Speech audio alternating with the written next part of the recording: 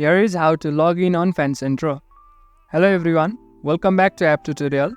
In this video, I'll show you how you can log in on Fancentro. So let's start. First of all, go to the official website of Fancentro, which is fancentro.com. Then after, you'll come to an interface like this. As you open the platform, you'll get the options to sign in or register a new account. Since we are trying to log into our account, you can simply enter your email address and password and then tap on sign in. Otherwise, if you have created your account using your Google account or Apple ID or a Twitter account, you can simply tap on sign in with those options and then log in.